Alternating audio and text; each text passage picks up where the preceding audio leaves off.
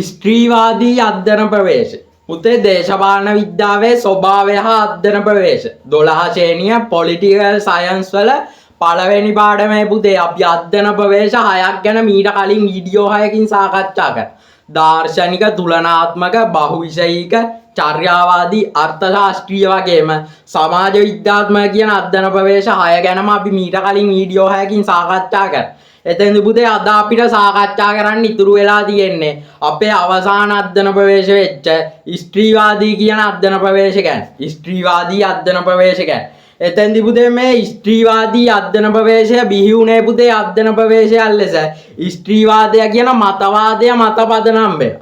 ස්ත්‍රීවාදය කියලා මතවාදයක් තිබ්බ පුතේ. ඒ මතවාදය පදනම් කරගෙන තමයි පුතේ මේ ස්ත්‍රීවාදී කියන අධ්‍යයන ප්‍රවේශය මුලින්ම අධ්‍යයන ප්‍රවේශයක් ලෙස බිහි වුණේ.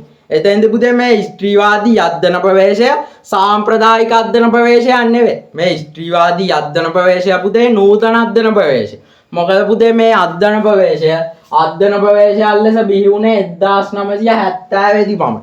20 වන සියවසේ 1970 දී දර තමයි පුතේ මේ අධ්‍යයන ප්‍රවේශයක් ලෙස මුලින්ම ස්ත්‍රීවාදී අධ්‍යයන ප්‍රවේශය බිහි වුණේ. එතෙන්දි පුතේ මේ ස්ත්‍රීවාදය කියන මතවාදය පදනම් කරගෙන තමයි පුතේ මේ ස්ත්‍රීවාදී අධ්‍යයන ප්‍රවේශය බිහි වුණේ. එතෙන්දි පුතේ මේ ස්ත්‍රීවාදී මතවාදය හරහා ස්ත්‍රීන් විසින් ප්‍රධාන වශයෙන් ඉල්ලා හිටියේ පුතේ පුරුෂයින්ට සමාන අයිතිවාසිකම්. පුරුෂයින්ට දීලා තියෙන වගේ අයිතිවාසිකම්. සම අවස්ථා පුරුෂයින්ට හම්බෙච්ච අවස්ථාවනුත් අපිට ඕන කියලා පුරුෂයින්ට වගේ සමතන සමාජයේ අපිටත් හිමි වෙන්න ඕන කියලා තමයි පුතේ ස්ත්‍රීන් විසින් ඉල්ලා හිටියේ මේ ස්ත්‍රීවාදී මතවාදය හරහා මුල් කාලීන. ස්ත්‍රීවාදී මතවාදය හරහා ප්‍රධාන වශයෙන් මොවුන් ඉල්ලා හිටියේ තමන්ට සමාන අයිතිවාසිකම්, සමාජයේ සමතන සම අවස්ථා පුරුෂයින්ට සාපේක්ෂව හිමි වෙන්න ඕන කියලා. මොකද පුතේ මේ ස්ත්‍රීන්ට මුල් කාලීනව අතීතයේදී පුරුෂයින්ට සාපේක්ෂව සමතන සම අයිතිවාසිකම් සම අවස්ථා හිමි වුණේ නැහැ. ඒත් එක්ක තමයි පුතේ මේ ස්ත්‍රීන් විසින් ස්ත්‍රීවාදය කියන මතවාදය ගොඩනගා ගත්තේ. තමන්ට පුරුෂයින්ට සාපේක්ෂව සමතන සමාජයේ සම අවස්ථා සම අයිතිවාසිකම් හිමි වෙන්න ඕන කියලා ඒ වෙනුවෙන් ඉල්ලීම් කරන්න තමයි පුතේ මේ ස්ත්‍රීවාදය මතවාදය ගොඩනගා ගත්තේ. ස්ත්‍රීවාදී මතවාදය ගොඩනැගුවේ වුන්නේ. ඒ හරහා ඊට පසු කාලීනව 1970 දී තර තමයි පුතේ මුලින්ම මේ ස්ත්‍රීවාදී අධ්‍යයන ප්‍රවේශයක් ලෙස බිහි වුණේ. එතෙන්දි පුතේ මේ ස්ත්‍රීවාදීන් විසින් මූලිකව මේ ස්ත්‍රීවාදී මතවාදය ගොඩනගන්න හේතු වෙච්ච කරුණු විදියට අපිට ගන්න පුළුවන්. අපි දන්නවා ග්‍රීක යුගයේදී පුතේ වැඩිහිටි ඉහළ පාන්තික පුරුෂයින්ට විතරයි පුතේ ඡන්ද බලයක් තිබුණේ. කාන්තාවන්ට ඡන්ද බලයවත් හිමි වුණේ නැහැ ග්‍රීක යුගයේ. අපි දන්නවා පුතේ ඉහළ පාන්තික ධනපති පාන්තික වැඩිහිටි පුරුෂයින්ට පමණයි පුතේ ඡන්ද බලය හිමි වුණේ. එතෙන්දී පුතේ කාන්තාවන්ට මුලින්ම පූර්ණ ඡන්ද බලයක් හිමි වුණේ බ්‍රිතාන්‍යයේ 1928 දී විතර. 20 වන සියවසේදී. එතකොට පුතේ ඒ තාක් කාලයක් කාන්තාවන්ට ඡන්ද බලයවත් තිබ්බේ නැහැ. 1931 ඩොනමෝර ආණ්ඩු ක්‍රමපති සංස්කරණ වලින් පස්සේ තමයි පුතේ ලංකාවේ කාන්තාවන්ට ඡන්ද බලය හිමි. ඒ තාක් කාලයක් ලංකාවේ කාන්තාවන්ට පුතේ ඡන්ද බලයවත් තිබ්බේ නැහැ. එතකොට පුතේ පුරුෂයින්ට තිබ්බ අයිතිවාසිකමක් එච්ච ඡන්ද බලය කියන අයිතිවාසිකම කාන්තාවන්ට තිබ්බේ නැහැ පුතේ ඒ තාක් කාලේ. ඒ වගේම සම අවස්ථා සමාජයේ සම තැන තිබ්බේ නැහැ පුතේ පුරුෂයින්ට තියෙන තැන තිබ්බේ නැහැ. පුරුෂයින්ට වඩා පහළ මට්ටම පහළ තැනක තමයි පුතේ ස්ත්‍රීන් හැම විටම හිටියේ ඒ තාක් කාලේ. එතෙන්දී පුතේ මේ ස්ත්‍රීවාදී මතවාදය ගොඩනගන්න ප්‍රධාන හේතුව තමයි පුතේ පුරුෂයින්ට සමාන සම අවස්ථා සම තැන සම අයිතිවාසිකම් තමන්ටත් හිමි වෙන්න ඕනේ කියලා ඔවුන් හිතපු හින්දා තමයි පුතේ ඒ ඉල්ලීම් වෙනුවෙන් තමයි පුතේ මේ ස්ත්‍රීවාදී මතවාදය ඔවුන් විසින් ගොඩනගා ගත්තේ. ඊට පසු කාලීනව තමයි පුතේ මේ ස්ත්‍රීවාදී අධ්‍යයන ප්‍රවේශය බිහි වුණේ.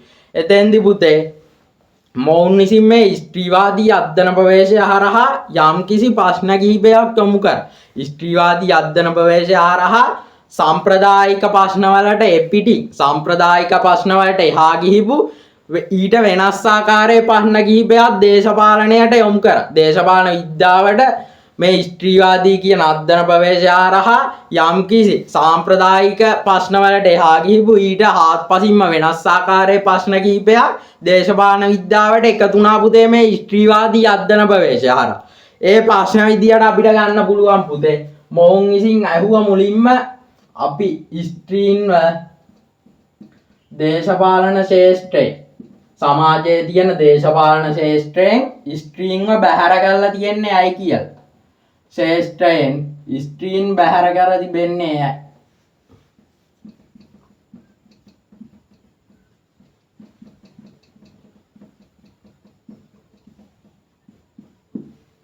ඊට පස්සේ පුතේ ඒ தත්ත්වය තවදුරටවත් පවත්වාගෙන ආයු ස්ත්‍රීන්ව දේශපාලනික ශේෂ්ත්‍රයෙන් සමාජයේ දේශපාලනය කියන ශේෂ්ත්‍රයෙන් සහ මුලින්ම බැහැර කරලා තිබ්බේ පුතේ ස්ත්‍රීන්ව. අපි කිව්වා ඡන්ද බලයක් කලින් ස්ත්‍රීන්ට තිබ්බේ නැහැ කියලා. ඒ தත්ත්වය තවදුරටවත් පවත්වාගෙන යන්න ඕනද කියලා ස්ත්‍රීන්වාදී මතවාදය හරහා ප්‍රශ්න කරා.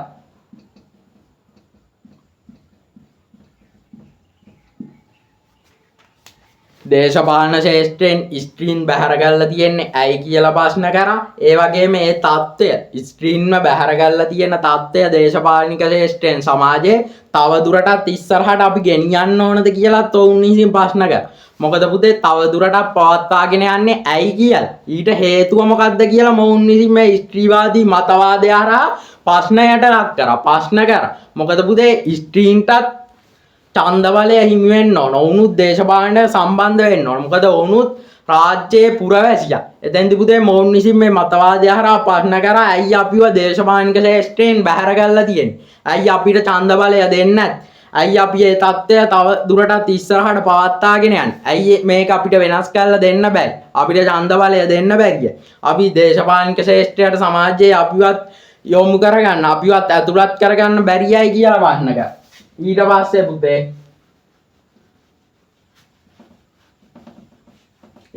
මොවුන් විසින් ප්‍රශ්නයට ලක් කර පුතේ මොවුන් ස්ත්‍රීන් සමාජයේ ද්විතීක තත්ත්වයට වගේම පීඩනයට ලක් කර තිබෙන්නේ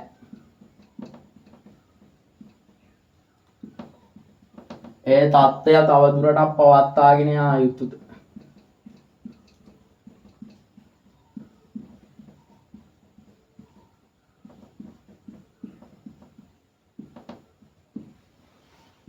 ඒ වගේම පුතේ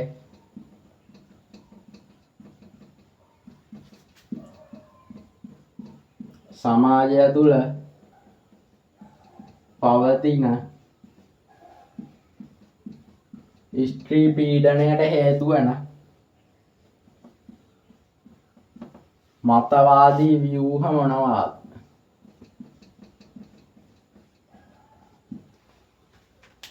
මොවුන් විසින් මේ ස්ත්‍රීවාදී මතවාදය හරහා ප්‍රධාන වශයෙන්ම ප්‍රශ්න කරා පුතේ අපිව සමාජයේ ද්විතීක තත්ත්වය. අපි පුරුෂයින්ට පහත් තැනක තියන්නේ නැහැ. අපි පුරුෂයින්ට පිටිපස්සෙන් තියන්නේ. ද්විතීක තත්ත්වයේ තියන්නේ. දෙවනි තැනක තියන්නේ. පුරුෂයින්ට වඩා පහත් තැනක තියලා තියන්නේ ඇයි කියලා. ඒ වගේම අපිව පීඩාවට පත් කරලා තියන්නේ ඇයි කියලා ප්‍රශ්න කරා. ඒ වගේම පුතේ සමාජයේ ස්ත්‍රීන්ව පීඩාවට පත් කරන සමාජය තුල පවතින ආගමික වෙන්න පුළුවන්, දේශපාලනික වෙන්න පුළුවන්, සංස්කෘතික වෙන්න පුළුවන් මතවාද මොනවාද කියලා මොවුන් විසින් මේ හරහා ප්‍රශ්නයට භාජනය කරා. ප්‍රශ්නයට ලක් කරා. සමාජය තුල ස්ත්‍රීන් පීඩනයට පත් කරලා තියෙන මතවාදී ව්‍යුහ මතවාද මොනවද කිය. ආගමික මතයක් වෙන්න පුළුවන් යම්කිසි ස්ත්‍රීන් කොට්ටාසයක්ව සමාජයේ පීඩනයට ලක් කරලා තියෙනවා නම් ඒ ස්ත්‍රීන්ව පීඩනයට ලක් කරපු ආගමික වෙන්න පුළුවන්, දේශපාලනික වෙන්න පුළුවන් මතවාදය මද්ද කියලා මොවුන් ප්‍රශ්න කරා. එයින් අපේක්ෂා කරන්නේ කුමක්ද කියලා මොවුන් ප්‍රශ්නයට ලක් කරා. එයින් ඔවුන් ගැලවෙන්නේ කොහොමද? ඊට දෙන්න පුළුවන් පිළිතුර මොකක්ද? උදාහරණයක් විදියට ගත්තොත් යම් ආගමවල යම් ආගමික විශ්වාස ඇදහිින්දා යම් ස්ත්‍රීන් යම් අවස්ථාවලදී පීඩනයටපත් වෙනවා. ඒ වගේ ව්‍යුහ මතවාද ආගමික මතවාද මොනවද කියලා මේ ස්ත්‍රීවාදී මතවාදය හරහා ප්‍රධාන වශයෙන්ම ප්‍රශ්න කරා. එතනින් ගියාම පුතේ මේ ස්ත්‍රීවාදී මතවාදය හැරුණාම මේ වගේ ප්‍රශ්න වෙන කිසිදු මතවාදයක මේ වගේ ප්‍රශ්න අපෙන් ඇහුවේ නෑ පුතේ. ස්ත්‍රීවාදී අධ්‍යයන ප්‍රවේශය බිහි වුණේ ස්ත්‍රීවාදී මතවාදය හරහා. එතෙන්දි මේ ස්ත්‍රීවාදී මතවාදයේදී අර අපි කලින් සාකච්ඡා කරා වගේ ප්‍රශ්න කිහිපයක් ඇහුවා. ඒ වගේ ප්‍රශ්න පුතේ ස්ත්‍රීවාදී මතවාදය හැර වෙනත් මතවාදවලදී අපෙන් ඇහුවේ නැහැ. අපෙන් ඇහුවේ නැහැ ස්ත්‍රීන් ද්විතීක තත්ත්වයට ලක් කරලා තියෙන්නේ, පීඩණයට ලක් කරලා තියෙන්නේ මොකද කියලා. ස්ත්‍රීවාදී මතවාදයේ හැර වෙනත් මතවාද මොහොකදිවත් අපෙන් ඇහුවේ නැහැ පුතේ ස්ත්‍රීන් ද්විතීක තත්ත්වයේ තියලා තියන්නේ නැහැ කියලා. ස්ත්‍රීවාදී මතවාදයේදී විතරයි ඒ වගේ ප්‍රශ්නයක් ඇහුවේ. ඒ වගේම ස්ත්‍රීන් පීඩණයට ලක් කරන සමාජයේ පවතින ආගමික, දේශපාලන, සංස්කෘතික මතවාද මොනවද කියලා ඇහුවේ මේ ස්ත්‍රීවාදී මතවාදයේදී විතරයි. ඊට පස්සේ ගත්තාම පුතේ ස්ත්‍රීන් දේශපාලනික ශේෂ්ඨයෙන් බැහැර ගල්ලා තියන්නේ ඇයි කියලා ඇහුවේ ස්ත්‍රීවාදී මතවාදයේදී විතරයි. ඔවුන් ඒ தත්ත්වය තව දුරටත් ඉස්සරහට ගෙනියන්න ඕනද කියලා ඇහුවේ ස්ත්‍රීවාදී මතවාදයේදී විතරයි. ඊට පස්සේ පුතේ මේ ස්ත්‍රීවාදී මතවාදය බිහි වුණයින් පස්සේ ඒ හරහා දේශපාලන විද්‍යාවට සංකල්ප කිහිපයක් එකතු වුණා.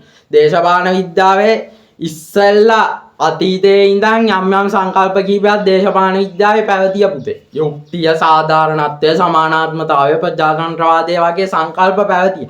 ඊට හාත්පසින්ම වෙනස් යම් සංකල්ප කිහිපයකුත් පුතේ දේශපාලන විද්‍යාවට එකතු වුණා මේ ස්ත්‍රීවාදී මතවාදය බිහි වුණායින් පස්සේ. ඒ සංකල්ප තමයි පුතේ ස්ත්‍රී විමුක්තිය,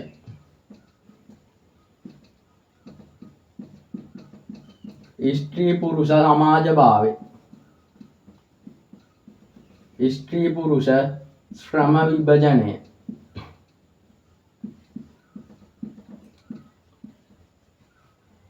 පීතෘ මූලිකත්වය, පුරුෂාධිපත්‍ය. මෙතෙන්දි පුතේ ස්ත්‍රී විමුක්තිය, ස්ත්‍රී පුරුෂ සමාජභාවය, ස්ත්‍රී පුරුෂ ශ්‍රම විභජනය, පීතෘ මූලිකත්වය, පුරුෂ ආධිපත්‍ය වගේ ස්ත්‍රී පීඩනය වගේ සංකල්ප කිහිපයක් පුතේ දේශපාලන විද්‍යාවට එකතු වුණා මේ ස්ත්‍රීවාදී මතවාදය බිහි වුණායින් පස්සේ. ස්ත්‍රීවාදී කියන මතවාදය බිහි වුණායින් පස්සේ මේ වගේ සංකල්ප කිහිපයක් පුතේ දේශපාලන විද්‍යාවට එකතු වුණා. ඒ වගේ සංකල්ප දේශපාලන විද්‍යාවට එකතුනේ පුතේ ස්ත්‍රීවාදය කියන මතවාදය බිහි වුණ හින්දා. ස්ත්‍රීවාදී මතවාදය බිහි වුණායින් පස්සේ.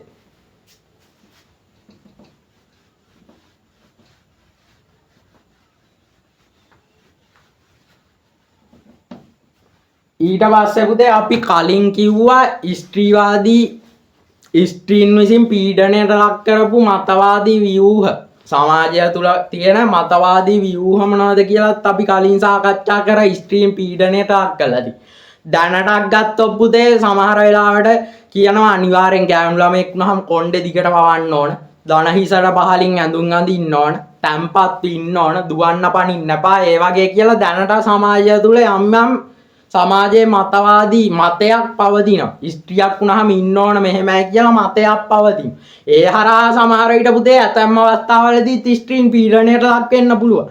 ඒ තමයි පුතේ ඒ වගේ සමාජයේ පවතින මත. ඊට පස්සේ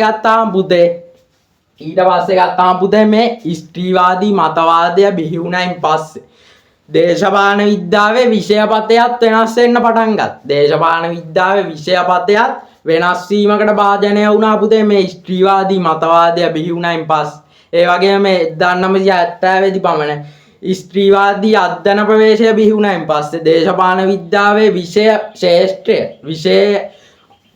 විෂය අඩංගු කරුණුත් වෙනස් වෙන්න පටන් ගත්තා. ඒ මොනවද පුතේ විෂය ශාස්ත්‍රය වෙනස් වුණේ කොහොමද කියලා බැලුවොත් පුතේ මේ ස්ත්‍රීවාදී අධ්‍යයන ප්‍රවේශය බිහි වුණායින් පස්සේ අපි කිව්වා, අපි කලින් සඳහන් කරා අපි සංකල්ප කිහිපයක් දේශපාලන විද්‍යාවට එකතු වුණා කිව්වා. ස්ත්‍රීවාදී මතවාදය බිහි වුණායින් පස්සේ අපි කිව්වා ස්ත්‍රීවාදී අධ්‍යයන ප්‍රවේශය බිහි වුණා. ඒ හරහා දේශපාලන විද්‍යාවට යම්කිසි සංකල්ප කිහිපයක් එකතු වුණා. ඒ සංකල්පවල අපි කතා කරා ස්ත්‍රී පුරුෂ සමාජභාවය කියලා සංකල්පය. අපි කලින් කිව්ව ස්ත්‍රී පුරුෂ සමාජභාවය කියලා සංකල්පය.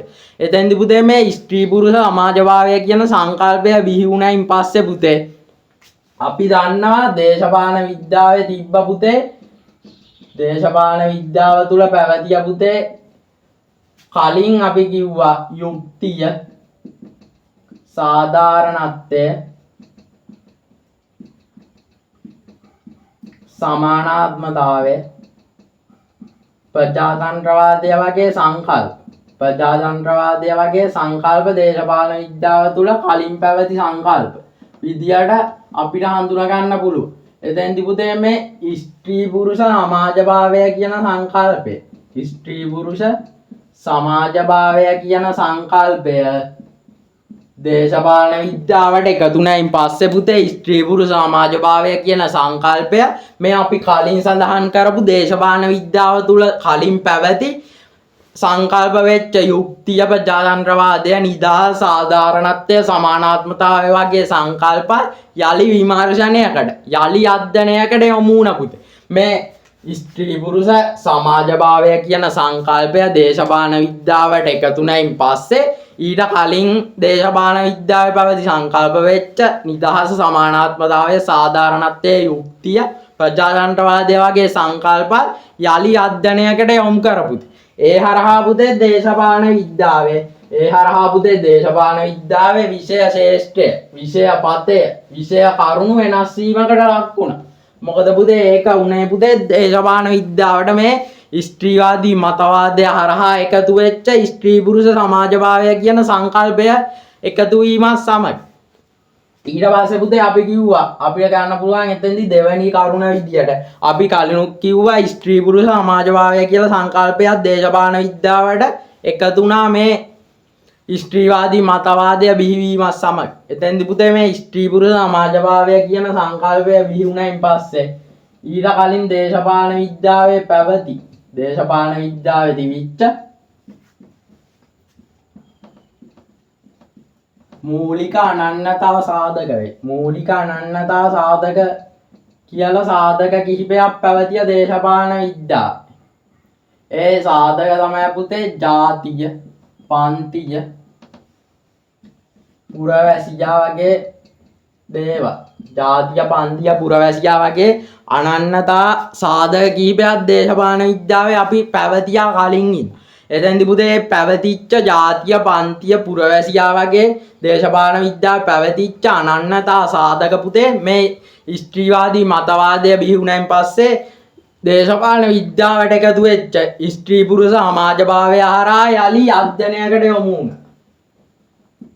යලි විමර්ශනයකට යලි අධ්‍යයනය කිරීමකට භාජනය වුණා.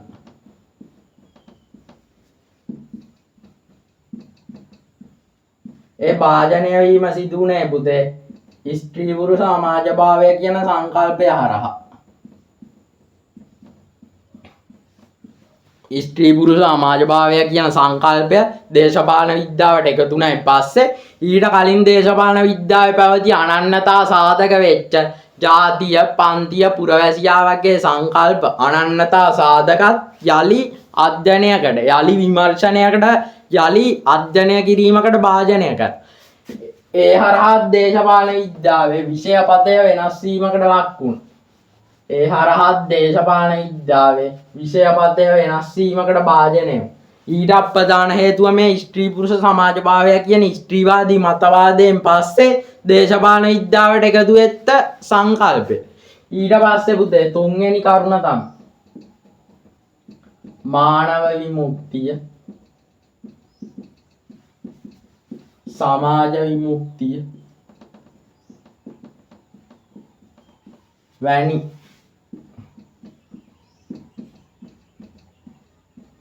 දේශපාලන විද්‍යාවේ පැවතියා කලින් මානව විමුක්තිය, සමාජ විමුක්තිය වගේ දේවල්.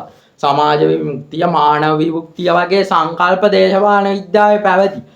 ඒ අතරට පුතේ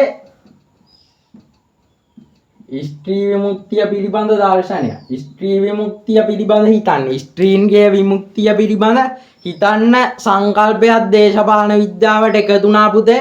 කලින් පැවති මානව විමුක්තිය, සමාජ විමුක්තිය වගේ සංකල්ප වලට අමතරව ස්ත්‍රී විමුක්තිය වගේ අලුතෙන් බිහි වෙච්ච සංකල්පයක් එකතු වුණා.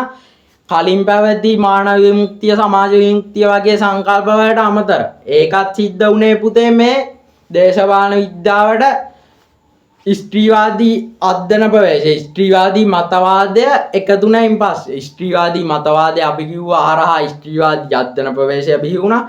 ස්ත්‍රීවාදී අධ්‍යයන ප්‍රවේශයේදී අපි කිව්වා ස්ත්‍රී පුරුෂ සමාජවාදය වගේ සංකල්ප එකතු වුණා වගේම මේ ස්ත්‍රී විමුක්තිය පිළිබඳ ඉදිරියට හිතන්න, ස්ත්‍රීන්ගේ විමුක්තිය ගැනත් හිතන්න, ස්ත්‍රී විමුක්තිය පිළිබඳ දර්ශනයකුත් දේශපාලන විද්‍යාවට එකතු වුණා. ඊට කලින් පැවතිච්ච සමාජ විමුක්තිය, මානව විමුක්තිය වගේ දර්ශන වලට අමතර ඒකත් සිදු වුණේ පුතේ මේ ස්ත්‍රීවාදී මතවාදය හා ඒ හරහා විහිවෙච්ච ස්ත්‍රීවාදී අධ්‍යයන ප්‍රවේශය හරහා.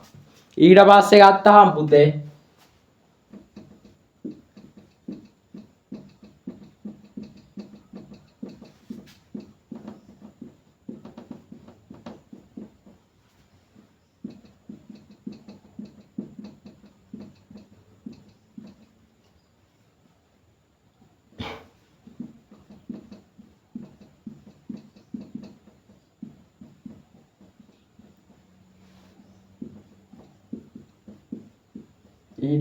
ගත්තහම පුතේ දේශපාලනය කියන්නේ ග්‍රීක යුගයේ ඉඳන් ග්‍රීක යුගයේ ඉඳලා පිළිගත්ත මතය තමයි පුතේ දේශපාලනය කියන්නේ. මහජන පරිමණ්ඩලය, පොදු පරිමණ්ඩලය තුල පවතින දෙයක් විදියට තමයි පුතේ දේශපාලනයේ ග්‍රීක යුගයේ සිට සැලකුවේ. එතෙන්දි පුතේ මේ ස්ත්‍රීවාදී අධ්‍යයන ප්‍රවේශය බිහි වුණයින් පස්සේ පුතේ ස්ත්‍රීවාදී මතවාදය වගේම ස්ත්‍රීවාදී අධ්‍යයන ප්‍රවේශය බිහි වුණයින් පස්සේ දේශපාලනය කියන්නේ පෞද්ගලික පරිමණ්ඩලය, මහජන පරිමණ්ඩලය තුල පමණක් නෙවෙයි පෞද්ගලික පරිමණ්ඩලය තුල පවතින දේවල් ලෙස භාවිතා කරන්න. පෞද්ගලික පරිමණ්ඩලය තුල පවතින දෙයක් ලෙස දේශපාලනය කියන දේ සලකන්න පටන් ගත්ත පුතේ මේ ස්ත්‍රීවාදී අධ්‍යයන ප්‍රවේශය වගේම ස්ත්‍රීවාදී මතවාදය බිහි වුණයින් පස්සේ. එතෙන්දි පුතේ ඒ හරහාත් පුතේ මේ දේශපාලන විද්‍යාවේ විෂයපතය වෙනසකට ලක් වෙන්න, විෂයපතේ වෙනස් වීමකට ලක් වෙන්න එයත් බලපෑව. මොකද පුතේ කලින් කිව්වේ මහජන පරිමණ්ඩල පොදු අසම තුල පමණයි පුතේ දේශපාලනය පවතින්නේ කියලා තමයි කලින් කිව්වේ. එයින් එපිටට ගිහින් ඊට හාත්පසින් වෙනස් මාර්ගයක ගිහිල්ලා පුතේ පෞද්ගලික පරිමණ්ඩලය තුල දේශපාලනය පවතිනවයි කියලා කියන්න පටන් ගත්තේ මේ ස්ත්‍රීවාදී මතවාදය වගේම ස්ත්‍රීවාදී අධ්‍යයන ප්‍රවේශය බිහි වුණයින් පස්සේ. එතෙන්දි මං හිතනවා පුතේ ස්ත්‍රීවාදී අධ්‍යයන ප්‍රවේශය ගැන මේ වීඩියෝ එක හරහා ඔයාලට යම්කිසි දැනුමක් ලැබෙන්න ඇති කියලා අනිවාර්යෙන්ම.